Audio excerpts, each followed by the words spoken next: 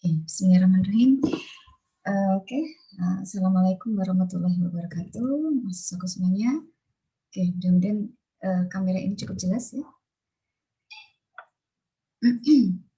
Baik, alhamdulillah. Pada hari ini kita bisa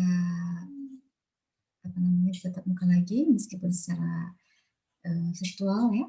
Dan alhamdulillah Allah masih menganugerahkan kepada kita semua nikmat kesehatan ya.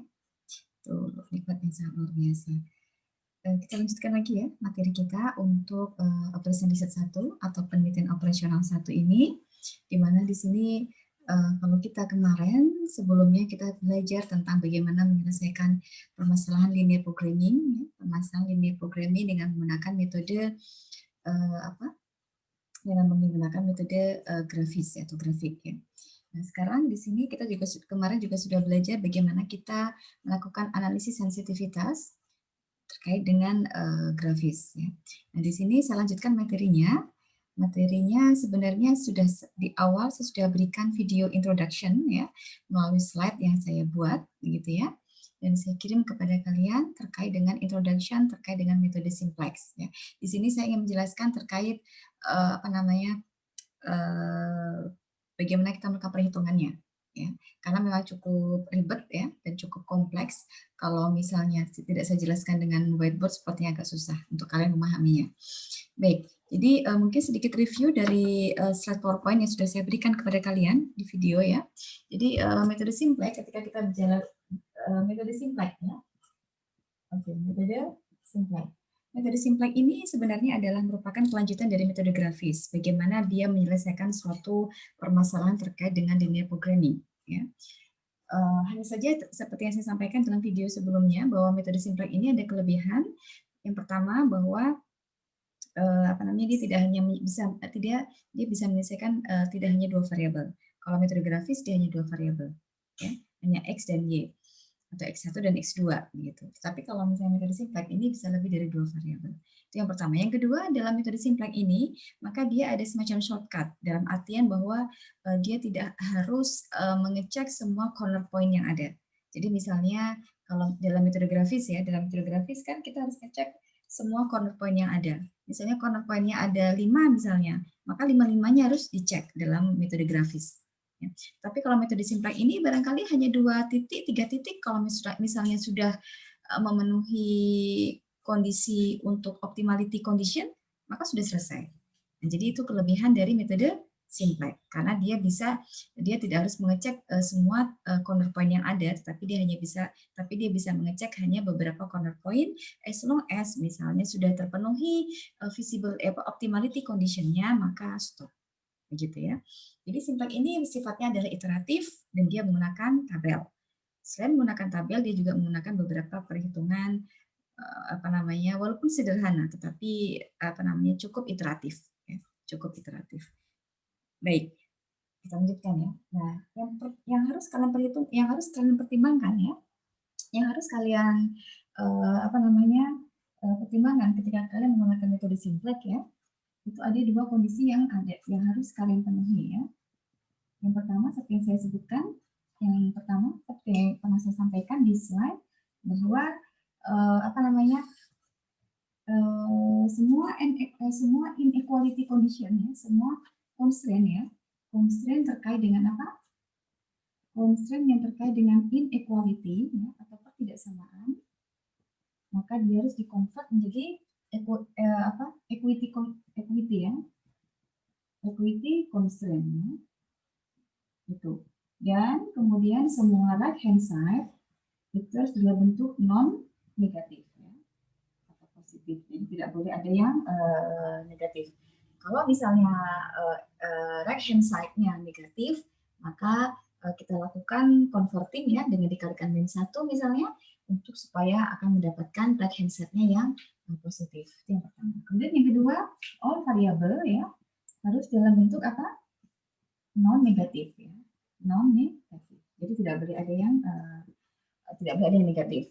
Gitu. Jadi kalau misalnya kita sudah ada dua kondisi ini sudah terpenuhi, maka kita siap untuk menuju kepada metode simplex untuk kita terapkan metode simplex ini. Itu ya syarat utamanya ini. Oke, baik. Ini saya hapus yang di sini. Oke, baik. Nah, kemudian berikutnya untuk cara paling mudah untuk menjelaskan bagaimana kita menggunakan metode simplex daripada harus terlalu banyak teori begitu ya.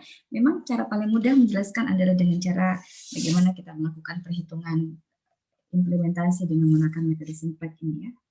Oke, baik. Jadi kita balik ke kasusnya Redimix ya. Kasusnya Redimix ya.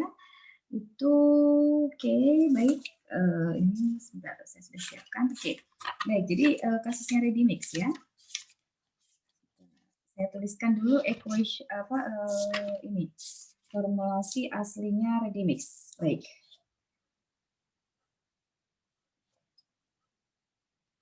Terus sebentar. Kasusnya Redimix ya. Simplex method. Oke, baik.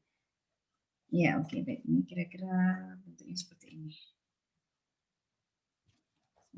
Kasusnya Pak Redimix ya, saya carikan dulu sebentar. Kasusnya Redimix. Oke. Ini dia kasusnya Pak Redimix ya. Oke, baik. Saya tuliskan terlebih dahulu ya.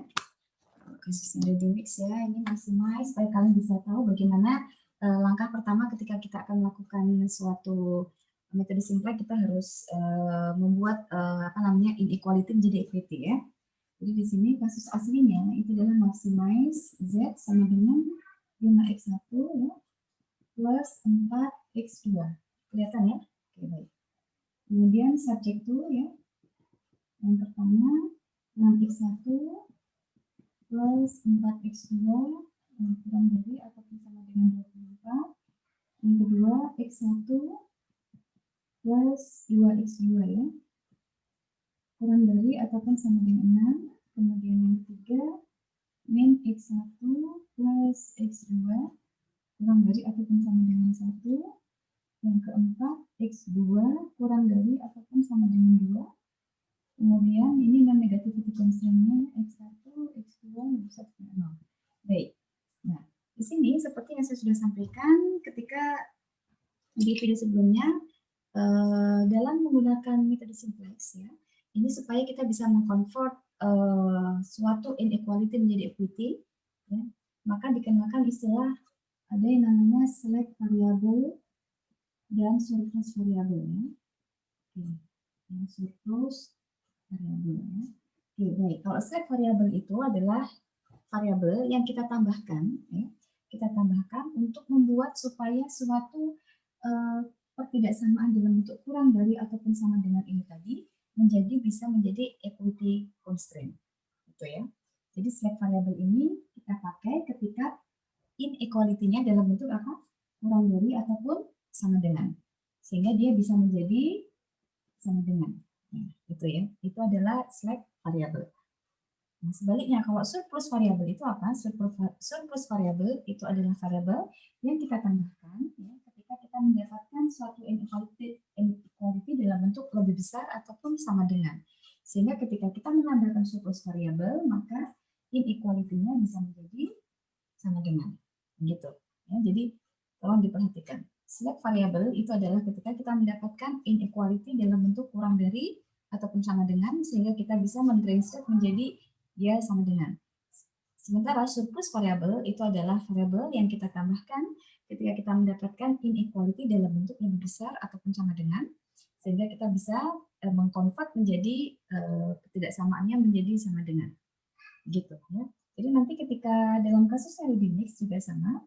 Ya, jadi ketika di sini ada berapa pertidaksamaan di sini? Ada 4 ya. Di sini ada 4 pertidaksamaan. Ya. Ini non-negativity constraint ya. Di sini kita mendapatkan ada 4 pertidaksamaan, sehingga pertidaksamaan ini harus kita rubah menjadi equity constraint. Ya. Sehingga di sini kalau yang pertama, ini kita bisa merubah menjadi 6x1 ditambah 4x2, begitu. Oke, ini kurang dari ataupun sama dengan, sehingga kita tambahkan disebut sebagai select variable, ya, ditambah dengan S1. Ini akan menjadi sama dengan 24. Oke, Nah, jadi di sini adalah merupakan select variable. Ya, ini apa tadi? Select variable. Ya. Oke, baik. Kemudian yang kedua adalah juga sama, ini X1 plus X2, X1 plus 2X2, ya, ini adalah kurang dari ataupun sama dengan 6. Sehingga kita tambahkan select variable yang kedua. Ini sama dengan 6. Oke, ini adalah select variable yang kedua. Oke. Kemudian berikutnya yang ketiga ya, adalah min X1 plus X2. Ya, ini juga kurang dari ataupun sama dengan 1. Sehingga kita tambahkan select variable yang ketiga sama dengan 1. Gitu ya. Yang very easy lah ini. Yang keempat, di sini X2 kurang dari ataupun sama dengan 2. Ya, kurang dari ataupun sama dengan 2. Sehingga kita tambahkan di sini X2 plus S4 sama dengan 2. Oke. Nah, sampai di sini sudah selesai. Oke. Jadi di sini ada 4 select variable yang harus kita tambahkan pada inequality constraint, pada 4 constraint ini, sehingga kita mendapatkan persamaan, begitu, sehingga kita bisa menggunakannya untuk melakukan metode simplex. Ya. Kemudian yang kelima adalah non-negativity constraint, ya, sama. Tentu saja di sini kalau ini adalah X1 dan X2 saja, maka di sini kita punya berapa variabel sekarang? Karena kita menggunakan select variable. Berarti ada 6, ya, karena 2 plus 4, jadi 6. Jadi di sini kita menuliskannya adalah X1, X2, S1, S2, S3, dan S4. Ya, begitu. Oke? Jadi di sini kita dari awalnya hanya 2 variabel, maka di sini kita mendapatkan 6 variabel dan semuanya harus positif. Seperti yang merupakan prasyarat dari metode simplex yang kedua, yaitu all variable must be non-negativity. Non-negative. Baik, nah terakhir kemudian untuk yang objective function-nya. Ya. Nah, di sini berarti awalnya hanya X1 plus X2, sekarang kan kita punya ada 6 variabel. Ini kita tambahkan di sini menjadi 5X1 plus 4X2 plus, karena di sini hanya 5X1 dan plus 4X2, maka koefisien untuk S1-nya adalah 0. 0X1 plus, tapi itu perlu kita tulis ya, untuk menunjukkan bahwa variabelnya ada 6, gitu ya. 0S1 plus 0S2 plus 0S3 plus 0S4. Jadi tidak ada yang berubah. Jadi di sini, jadi yang kolom kanan dengan kolom kiri sama, ya, sama. Hanya saja bedanya di sini adalah inequality, di sini adalah equity. Ya, dan karena supaya bisa menjadi equity constraint, maka kita menambahkan keempat variabel select tadi itu. Ya, gitu. Oke. Jadi langkah pertama ketika kita akan melakukan metode simplex adalah ini. Ya.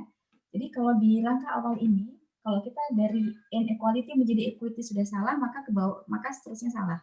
Jadi jangan sampai di sini kalian sudah salah. Ya. Oke, baik. Ada pertanyaan sampai di sini?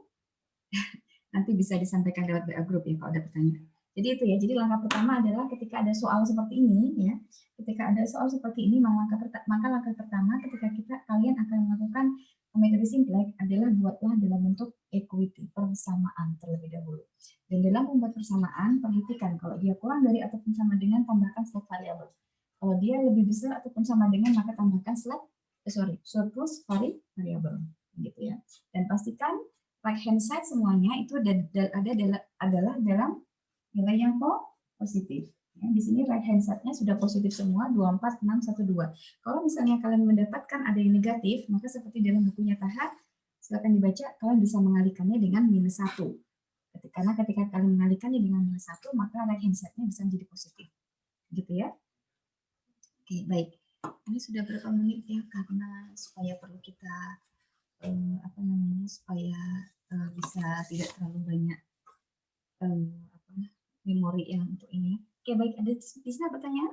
Kalau tidak ada pertanyaan, ini saya stop dulu. Nanti kita lanjutkan bagaimana kita mentranslate dari dari equity constraint ini menjadi dalam bentuk tabel, yang mana itu merupakan the first iteration pada metode simplex. Oke, baik, ini saya stop terlebih dahulu ya, supaya tidak susah untuk sharingnya nanti.